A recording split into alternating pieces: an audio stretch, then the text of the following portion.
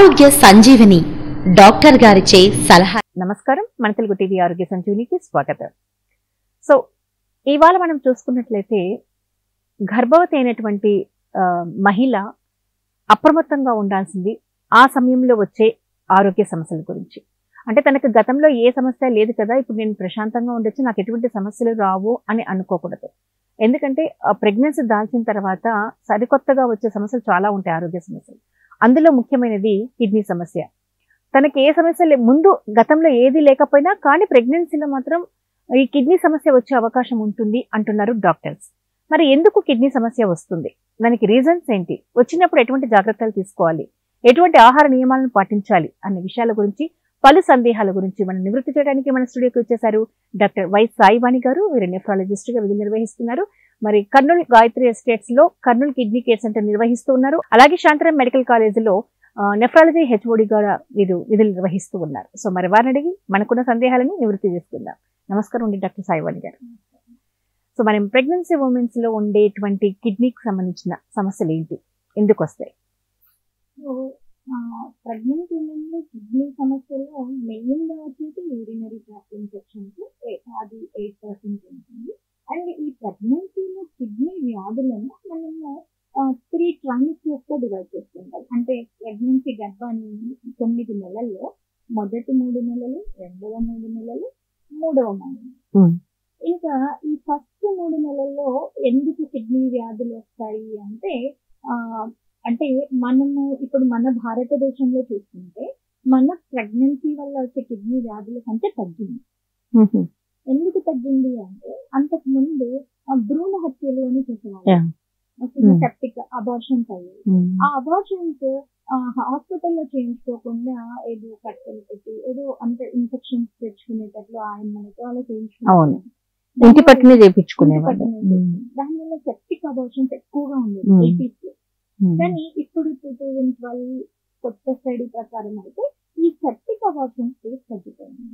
ఈ సెప్టిక్ వల్ల మొత్తం ప్రాబ్లమ్స్ అన్ని ఇన్ఫెక్షన్స్ వల్లనే కిడ్నీ ప్రాబ్లమ్ వచ్చి మటర్నల్ మోర్టాలిటీ ఎక్కువ ఉంది. సెకండ్, ఈ ఫస్ట్ ట్రైమిస్టర్ లో వేవులు అంటారు, అది కొంత నుండి కొంచెమే ఉంటుంది, కొంతమంది చాలా ఎక్కువగా ఉంటాయి. దాన్ని హైపర్ ఎమెసిస్ గ్రావిడర్, ఎమెసిస్ అంటే వామిటింగ్, హైపర్ అంటే ఎక్కువ వేవింగ్ అయిపోయి బాడీలో వాటర్ తగ్గిపోయి అంతా డిహైడ్రేట్ అయిపోయి కిడ్నీ మీద అసలు పడుతుంది. ఇది ఫస్ట్ ట్రైమిస్టర్. ఇంకా సెకండ్ ట్రైమిస్టర్ కి వచ్చేసరికి అంటే 4th, 5th month, 4th, 5th, 6th. ఇందులో మనము మామూలుగా ఏంటంటే ప్రెగ్నెన్సీలో బీపీ రావటం అంటారు. ఈ బీపీ అనేది మనం 20 వీక్స్ తర్వాత వస్తుంది. ప్రెగ్నెన్సీ వల్లనే బీపీ, దాన్ని ప్రెగ్నెన్సీ ఇండ్యూస్డ్ హైపర్ టెన్షన్ అంటారు అనమాట. ఈ బీపీ ఎక్కువ అయిపోయి యూరిన్ లో ప్రోటీన్స్ పోతాయి, దాన్ని ప్రీ ఎక్లాంప్షియా అంటారు. ఇది యూరిన్ లో ప్రోటీన్స్ పోవడంతో పాటుగా కిడ్నీ ప్రాబ్లం కానీ, ఫిట్స్ రావటం కానీ, తర్వాత ప్లేట్లెట్స్ పడిపోవటము, లివర్ ఎంజైమ్స్ ఎక్కువ అవ్వటం, దాన్ని హెల్ప్ సిండ్రోమ్ అంటారు. సో PIH ఫస్ట్ వస్తుంది ప్రెగ్నెన్సీ వల్ల హైపర్ టెన్షన్, అది 20 వీక్స్ తర్వాత వస్తుంది అని చెప్తున్నాను. సెకండ్, ఈ PIH వల్ల యూరిన్ లో కొన్ని ప్రోటీన్స్ పోతే దాన్ని ప్రీ ఎక్లాంప్షియా అంటారు. ఈ ప్రీ ఎక్లాంప్షియాలో హెల్ప్ సిండ్రోమ్ అంటారు. హెల్ప్ అంటే బ్లడ్ వెజల్స్ లో అదే హిమాలసిస్, RBC అని ఉంటది, అవన్నీ డ్యామేజ్ అయిపోయి ప్లేట్లెట్స్ కణాలు పడిపోయి కిడ్నీ డ్యామేజ్. ఇంకా అది ఒకటి. సెకండ్ వచ్చేసి మోస్ట్ కామన్ చెప్పాను కదా, ఇన్ఫెక్షన్స్. ఎక్కువ యూరినరీ ట్రాక్ట్ ఇన్ఫెక్షన్స్, పైలోనెఫ్రైటిస్ అంటే కిడ్నీ వరకు ఇన్ఫెక్షన్ పెరగటం, అది అంతా కూడా ఈ సెకండ్ ట్రైమిస్టర్ లో కామన్ గా ఉంటుంది. అంటే 4th, 5th, 6th మంత్స్. ఇంకా third trimester 7th, 8th, 9th. ఇక్కడ చాలా డిసీజెస్ ఉంటాయి. ఒకటి మళ్ళా ఈ హెల్త్ సిండ్రోమ్, ఇంకొకటి SLE అనే జబ్బు అనమాట. మన ఏషియన్ లో చాలా కామన్ డిసీజ్, కానీ రేర్ గా డయాగ్నోస్ చేస్తుంటారు. అందరికి అక్వెంటెన్స్ ఉండదు ఆ డిసీజ్. SLE, సిస్టమిక్ లూపస్ ఎరిథెమాటోసిస్ అని మన ఇమ్యూనిటీని మనల్ని తినేస్తుంది అనమాట. మన కిడ్నీస్ ని, లివర్ ని, హార్ట్ ని, అన్నిటిని జాయింట్స్ ని అన్నిటిని డామేజ్ చేస్తుంది మన ఇమ్యూనిటీ. అంటే దాని తెలుగులో ఏమంటారు? దానికి తెలుగు వర్డ్ ఏమండి SLE అని అంటారు. సో అది మీ టెక్నికల్ టర్మినాలజీ అది. ఓకే, అది మన ఏషియన్ ఫీమేల్ లో కామన్ అనమాట. ముందే తెలుస్తుంది SLE ఉందా అని. జాయింట్ పెయిన్స్ మనకి 20 years 21 years లో అట్లా తెలుస్తుంది. జాయింట్ పెయిన్స్ ఎక్కువ ఉన్న వాళ్ళు, ఇక్కడ అంతా మాలా ర్యాష్ అంతా ఉంటుంది, అలా ఉన్న వాళ్ళకి ముందే తెలియదు. కానీ కొంతమందికి ప్రెగ్నెన్సీలోనే బయటపడుతుంది. అది కూడా థర్డ్ ట్రైమిస్టర్ లో. అంటే ముందు ఎటువంటి సిమ్టమ్స్ లేకపోయినా కూడా ప్రెగ్నెన్సీలో క్లియర్ అవ్వచ్చు. ఇంకా ఆ తర్వాత మనకి ఇది మనకి కాంప్లిమెంట్స్ అనేవి ఉంటాయి బాడీలో. అవి అబ్నార్మల్ ఉండటం వల్ల హిమోలైటిక్ యూరినరీ సిండ్రోమ్, TCC, ఈ హెల్త్. సో మోస్ట్ కామన్ మాత్రం ఈ బీపీ చెప్పాను కదా, ప్రెగ్నెన్సీలో వచ్చే బీపీ వల్ల వచ్చే హెల్త్, అది మోస్ట్ కామన్. సో ఇంకొకటి అక్యూట్ ఫ్యాటీ లివర్ ప్రెగ్నెన్సీ. ఇవన్నిటిని మనము కొన్ని టెస్ట్ల ద్వారా కనుక్కుంటాము. ఇంకా తర్వాత పోస్ట్ పార్టం కూడా ఉంటుంది. పోస్ట్ పార్టం అంటే డెలివరీ తర్వాత ప్రాబ్లమ్స్ రావచ్చు. అది పోస్ట్ పార్టం లో మోస్ట్ కామన్. అంటే ప్రెగ్నెన్సీలో ఎటువంటి రిస్క్ లేకపోయినా కూడా డెలివరీ తర్వాత వస్తుంది. అప్పుడు ప్రాబ్లమ్ డెలివరీ టైంలో అది పోస్ట్ పార్టం హెమరేజ్ అంటే చాలా బ్లీడ్ అయిపోయేసి బేబీ, ఆమె మదర్ చనిపోయింది, ఆ బ్లీడ్ ఎక్కువ అయిపోయేసి కిడ్నీకి హైపోపర్టిక్ అంటే కిడ్నీకి బ్లడ్ సప్లై తగ్గిపోయి కిడ్నీ ప్రాబ్లం రావచ్చు. ఇంకొకటి HUS, అదే కాంప్లిమెంట్ ప్రాబ్లం అని చెప్పాను కదా, హిమోలైటిక్ యూరినరీ, అవి ఎక్కువగా పోస్ట్ పార్టం వస్తుంది. ఎందుకంటే ప్లసెంటాలో కొన్ని హార్మోన్స్ ప్రొడ్యూస్ అయితే అది ఆ కాంప్లిమెంట్ ప్రాబ్లం రాకుండా ఆపుతుంది. ఎప్పుడైతే ప్లసెంటా డెలివరీ అయిపోతుందో అది స్టార్ట్. ఓకే, సో ఇన్ని స్టేజెస్ లో ఈ ప్రాబ్లమ్స్ వచ్చే అవకాశం ఉంది అంటారు. ఓకే, ఇంకొకటి మేడం, అసలు ఇన్ని స్టేజెస్ లో ఇన్ని ప్రాబ్లమ్స్ ఉన్నాయి కిడ్నీలో నిజంగా అనిపిస్తుంది. మనకు ఒక నాలెడ్జ్ ఉండడం ఇంపార్టెంట్, అవగాహన ఉండడం. సో మరి ప్రెగ్నెంట్ అయిన తర్వాత కిడ్నీ ప్రాబ్లం వస్తుంది అన్న సిమ్టమ్స్ ఏమన్నా ఉన్నాయంటారా స్టార్టింగ్ లోనే? అదే అంటే పాస్ అంటే మూత్రం తక్కువగా పోవటం, కాళ్ళ వాపులు, ప్రెగ్నెన్సీలో బీపీ ఎక్కువ అయిపోవటం, అండ్ ప్రతి ఒక్కరికి యూరిన్ టెస్ట్ చేపిస్తారు ప్రెగ్నెన్సీలో. ఏమంటే యూరిన్ లో ప్రోటీన్స్ పోతున్నాయి. యూరిన్ లో ప్రోటీన్స్ కానీ ఎక్కువగా పోతున్నాయంటే వాళ్ళకి చాలా రిస్క్ ఉంటుంది కిడ్నీ ప్రాబ్లం జరిగే కొద్ది.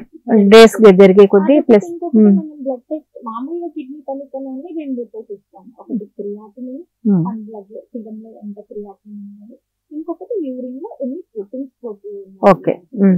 కానీ నార్మల్ గా మనం క్రియాటినిన్ వాల్యూ వచ్చేసి 0.8 to 1.1 అన్నమాట.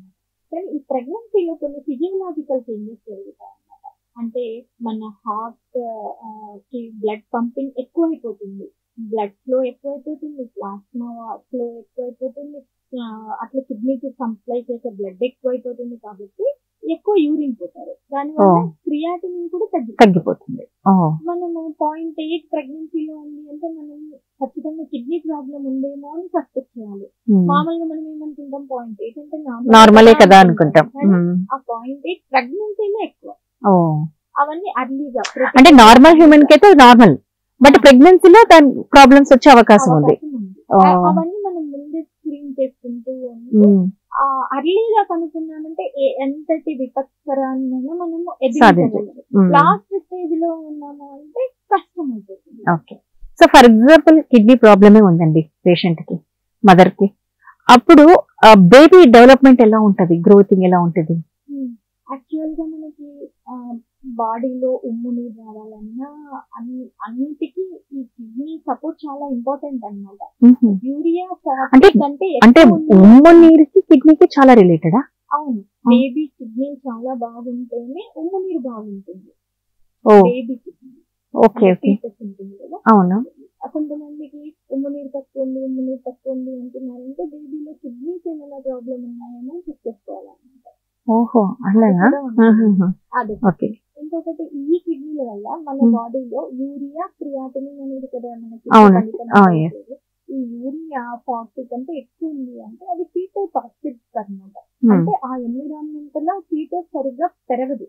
దానివల్ల అబార్షన్స్ జరగవచ్చు, ఆ తర్వాత డెత్ అయిపోవచ్చు లోపల బేబీ, లేకపోతే ప్రీటర్మ్ డెలివరీ జరగచ్చు, డెలివరీ అయినా లో బర్త్ రేట్ జరగచ్చు, అన్ని కాంప్లికేషన్స్ ఉంటాయి. అందుకే so at the same time ఈ పేషెంట్ కి తన ప్రాబ్లమ్ ని సాల్వ్ చేస్తూ బేబీ డెవలప్మెంట్ కూడా ట్రీట్మెంట్ ఇచ్చుకోవాలి. సో ఫర్ ఎగ్జాంపుల్ మదర్ బాగా ఫుల్ అంటే ఎక్కువ సఫర్ అవుతుంది కిడ్నీ ప్రాబ్లమ్స్ తోటి, ఆఫ్టర్ డెలివరీ ఓకే సేఫ్ అయి బయటకు వచ్చాడు బేబీ, తర్వాత బేబీ పరిస్థితి ఎలా ఉంటుంది హెల్త్? అంటే కొన్ని కంజెనిటల్ డిసీజెస్ ఉంటే బేబీ కూడా వచ్చే ఛాన్స్ ఉంది, అంటే వంశపారంపర్యంగా ఓకే ఛాన్స్ ఉందేమో, అది మనం ఒకసారి. ఓకే. రెండు, బేబీ పుట్టినప్పుడు బేబీ వెయిట్ ఎంత అండ్ బేబీ ఏ డేస్ లో పుట్టారు అంటే కంప్లీట్ పుట్టారా ముందే పుట్టారా. ముందే పుట్టిన వాళ్ళకి మామూలుగా ప్రీటర్మ్ వాళ్ళకి వచ్చే ప్రాబ్లమ్స్ అన్ని వస్తాయి. అండ్ మన ముందే పుట్టిన వాళ్ళలో కిడ్నీస్ కూడా మామూలుగా మనకి 2 మిలియన్ నెఫ్రాన్స్ ఉంటాయి. ఒక కిడ్నీలో 1 మిలియన్, ఇంకో కిడ్నీలో 1 మిలియన్. అది ఎవరికి అంటే టర్మ్ పుట్టిన వాళ్ళకి. ప్రీటర్మ్ పుట్టిన వాళ్ళకి అన్ని నెఫ్రాన్స్ ఉంటాయి. సరే, ఎందుకు అన్ని నెఫ్రాన్స్, ఎందుకు అన్ని మిలియన్ నెఫ్రాన్స్ అవసరమా అంటే పుట్టినప్పుడు ఏం పెద్ద ప్రాబ్లం ఉండదు, కానీ వాడు ఆ బేబీ 40-50 ఇయర్స్ వచ్చేసరికి నెఫ్రాన్స్ తగ్గే కొద్దీ హైపర్ టెన్షన్ తొందరగా వచ్చేస్తుంది. సో బేబీ పుట్టిన తర్వాత ఈ టెస్ట్ చేయడం వల్ల భవిష్యత్తులో ఈ సమస్య కిడ్నీ సమస్య వచ్చే అవకాశం ఉంది లేదని కూడా డిసైడ్ చేసుకోవచ్చా? ఈ టెస్ట్ చేయడం వల్ల అని కాదు, బేబీ ప్రీటర్మ్ పుట్టాడు అంటే మనము ఆ 30-40 ఇయర్స్ లో బీపీ రావచ్చు అని ఎక్స్పెక్ట్ చేయొచ్చు. అంటే మనం ఎన్ని నెఫ్రాన్స్ ఉన్నాయని కౌంట్ చేయలేం కదా. అవునా, మనం దానికి ఎన్ని నెఫ్రాన్స్ ఉన్నాయని మనం ఏం చేయలేం కదా. కాకపోతే ఆ నెఫ్రాన్ మాస్ అనేది చాలా ఇంపార్టెంట్. అందుకే గర్భం అనేది మనకి చాలా ఇంపార్టెంట్. ఆడవాళ్ళకి అది మరో జన్మ. బేబీ కూడా చాలా ఇంపార్టెంట్. ఆ గర్భంలో తను తీసుకునే డైట్, తన ఆలోచన విధానం అండ్ తన హెల్త్, తనకి వచ్చే వైరల్ ఇన్ఫెక్షన్స్ అన్ని బేబీ మీద ప్రభావం చూపిస్తుంది. ఆమె హెల్దీగా లేదు, ఎక్కువ ఏడుస్తూ అట్లా ఉంది అంటే బేబీలో కూడా అవే హార్మోనల్ చేంజెస్ వస్తాయి.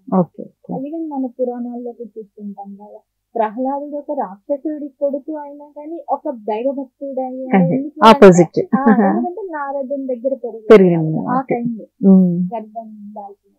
అంటే అప్పుడు ఎదుటి వ్యక్తి ఆ కుటుంబ వాతావరణ ప్రభావం కూడా బేబీ మీద ఉంటది కంపల్సరిగా. సో మరి కిడ్నీ ప్రాబ్లమ్స్ ఉన్నప్పుడు పేషెంట్స్ ఎస్పెషల్లీ ప్రెగ్నెన్సీలో ఎలాంటి ఆహార జాగ్రత్తలు తీసుకోవాలంటారు? ఎక్కువగా ఏమంటే అంటే కిడ్నీ ప్రాబ్లం అనేది ఏ టైప్ ఆఫ్ ప్రాబ్లం అనేది ఇంపార్టెంట్ అన్నమాట. అంటే ఓన్లీ ప్రోటీన్స్ అయిపోతున్నాయా, ప్రోటీన్స్ తో పాటు క్రియాటినిన్ కూడా పెరిగిందా. ప్రోటీన్స్ ఒక్కటే పోతున్నాయి అంటే కూడా చాలా ఎక్కువ పోతున్నాయి అంటే వీళ్ళకు ఎక్కువగా థ్రాంబోటిక్ టెండెన్సీ, అంటే రక్తనాళాల్లో గడ్డలు కట్టడము, అవి ఎక్కడ అంటే స్ట్రోక్ రావటము, అట్లాంటి రిస్క్ ఎక్కువ ఉంటుంది అన్నమాట. సడన్ అరెస్ట్ అవుతుంది, అట్లాంటి రిస్క్ ఉంటుంది. అట్లాంటప్పుడు మనము టర్మినేట్ చేయాల్సి వస్తుంది, అంటే ప్రోటీన్ ఎక్కువ పెరిగిపోతూ ఉంటుంది. ఇంకొకటి క్రియాటినిన్ ఎక్కువ ఉన్న వాళ్ళలో ఇప్పుడే వచ్చినదా అంటే అక్యూట్ గా వచ్చిన కిడ్నీ ఇంజరీ అనుకో, మనము ఎందువల్ల ఈ ఏకేఐ వచ్చింది ఈ ప్రెగ్నెన్సీలో అని చూసుకోవాలన్నమాట. ఇప్పుడు హైపరెమెసిస్ గ్రావిడేరియమ్ ఉంది అంటే వామిటింగ్స్ వల్ల జరిగింది, అప్పుడు మనము ఫ్లూయిడ్స్ పెడితే సరిపోతుంది, వాటర్ ఎక్కువ తీసుకుంటే సరిపోతుంది. అది ఒక మెడికల్ ట్రీట్మెంట్. నేను ఫుడ్ అనేది డైట్ లో ఏంటంటే సాల్ట్ రెస్ట్రిక్షన్. ఆల్రెడీ వాపులు ఉన్న వాళ్ళు ఎక్కువ నీళ్ళు తాగకూడదు అనమాట, ఎక్కువ నీళ్ళు తాగిచ్చేది దానివల్ల మళ్ళీ ఆయాసం అవుతుంది. మూత్రం రాని వాళ్ళకి మనం వాటర్ ఎక్కువ ఇస్తే ఏమవుతుంది, బాడీలోనే వాటర్ పెట్టుకుని ఆయాసం అవుతుంది. ఇంకా తర్వాత ఆ డిసీజ్ ట్రీట్మెంట్ ఇవ్వాలి. సాల్ట్ అండ్ నాన్ వెజ్ అవన్నీ స్వీట్స్ ఇవన్నీ అవాయిడ్ చేయాలి ప్రెగ్నెన్సీలో. నాన్ వెజ్, సాల్ట్, ఎగ్ అయితే తీసుకోవచ్చు.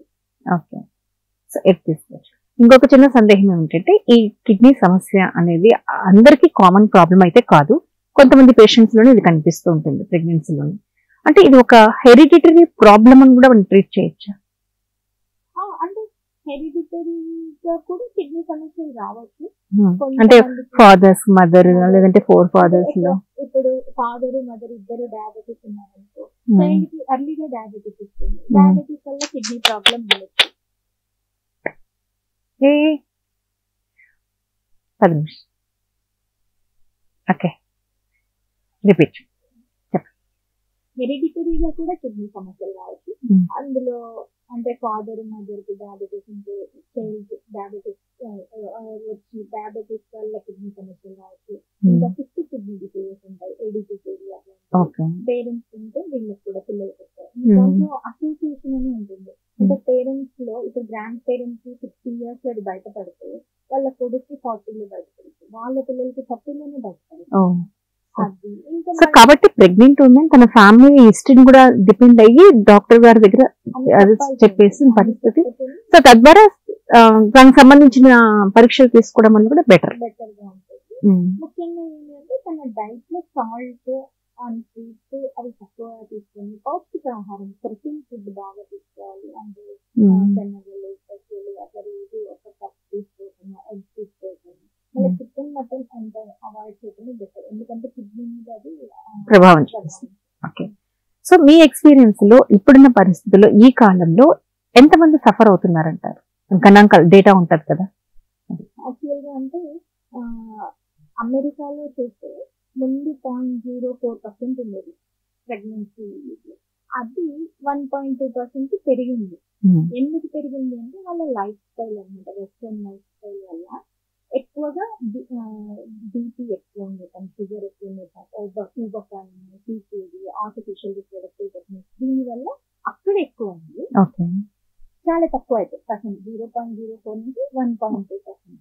అదే మన దగ్గర 1980s లో 14.2% ఉన్నది, ఇప్పుడు 8% వస్తుంది. మనకెందుకు తగ్గింది అంటే మన సెప్టిక్ అబార్షన్స్, హెల్తీ డెలివరీస్ జరుగుతున్నాయి, క్లీన్ ప్రాక్టీసెస్ జరుగుతున్నాయి. కాబట్టి అంతకు ముందు మనం ఎక్కువగా హాస్పిటల్ డెలివరీస్ హోమ్ డెలివరీస్ జరుగుతున్నాయి. ఇప్పుడు hospital deliveries, clean safe practices జరుగుతున్నాయి. కొంచెం అవేర్నెస్ పెరిగింది కాబట్టి మన దగ్గర తగ్గింది. సో ఇలాంటి సమస్యలు తగ్గుతూ వస్తున్నాయంటే మనం వీఆర్ ఇన్ హెల్తీ లైఫ్. ఎందుకంటే 14 నుంచి 8 వచ్చాము, వాళ్ళది 0.04 నుంచి 1.2 వచ్చారు. సో నంబర్ ఎక్కువే కానీ తగ్గింది. ఓకే, సో మరి ఫైనల్ గా ఈ కిడ్నీ ఉన్నటువంటి ప్రెగ్నెంట్ ఉమెన్స్ ఎలాంటి జాగ్రత్తలు తీసుకోవాలి వాళ్ళ డైలీ యాక్టివిటీస్ లో? అంటే కిడ్నీ ప్రాబ్లం ఉన్న వాళ్ళేమో డాక్టర్ గారి పర్యవేక్షణ ప్రకారం మందులు తీసుకుని వాటర్ ఎన్ని తీసుకోమంటే అవి సాల్ట్ అవన్నీ అవాయిడ్, ప్రతి కూడా మెజర్మెంట్ వైజ్ గా ఉండాలి. ఎక్కువ వాటర్. అండ్ డయాలసిస్ మీద ఉన్న వాళ్ళైతే డయాలసిస్ రెగ్యులర్ గా ఎవ్రీడే చేసుకోవాల్సి వస్తుంది. ప్రెగ్నెంట్ మామూలుగా రైస్ ఉన్న వాళ్ళు కూడా డైలీ చేసుకోవాలి, ఎందుకంటే ఆ యూరియా క్రియాటిన్ అనేది టాక్సిక్ అన్నమాట. అది అసలే ఏమీ లేని వాళ్ళు కిడ్నీ ప్రాబ్లం రాకుండా ఉండాలి అంటే బీపీ చెక్ చేసుకుంటూ ఉండాలి, సాల్ట్ స్వీట్స్ రెస్ట్రిక్ట్ చేసుకొని వాటర్ బాగా నార్మల్ ప్రెగ్నెన్సీ కూడా. అన్ని ఈ ప్రెగ్నెన్సీ విషయాల్లో మోస్ట్ కామన్ ఇప్పుడు ఉన్న వాళ్ళలో 44% ప్రీ ఎక్లాంప్షియా. అంతకు ముందు సక్సెస్ కామన్ ఉంది, ఇప్పుడు ఇండియాలో కూడా ప్రీ ఎక్లాంప్షియా చెప్పాను కదా, ఉంది యూరిన్ లో ప్రోటీన్, అది కామన్ ఉంది. నెక్స్ట్ సెప్టిక్ అంటే చెప్పాను urinary tract infections most common ఉంటాయి. సో ఆ క్లీనింగ్ ప్రాక్టీసెస్, వాటర్ బాగా తీసుకోవటం, intercourse, only second trimester and post partal voiding, అంటే ఇంటర్కోర్స్ తర్వాత యూరిన్ పాస్ అప్పుడు ఏమన్నా బ్యాక్టీరియా ఉంటుందేమో ఫ్లష్ అవుతుంది. అట్లాంటి ప్రాక్టీసెస్ అవి చూసుకోవాలి. ఓకే, సో మరి గర్భం దాల్చిన తర్వాత మహిళలు కిడ్నీ సమస్యలు రాకుండా ఎలాంటి జాగ్రత్తలు తీసుకోవాలి? ఒకవేళ కిడ్నీ సమస్యలు ఉన్నప్పుడు డాక్టర్ గారి పర్యవేక్షణలో ఎలాంటి ఆహార నియమాలు పాటించాలి, ఎలాంటి మందులు తీసుకోవాలి, ట్రీట్మెంట్ అనేది పక్కాగా ఉండాలని డాక్టర్ గారు చెప్తున్నారు. సో ఇది మరి ఇవాల్టి హెల్త్ కార్యక్రమంలో మరి కిడ్నీకి సంబంధించిన సమస్యల గురించి చక్కటి సొల్యూషన్స్ అందజేశారు మన డాక్టర్ వై సాయివాణి గారు. డాక్టర్ గారు చాలా థ్యాంక్స్ అండి.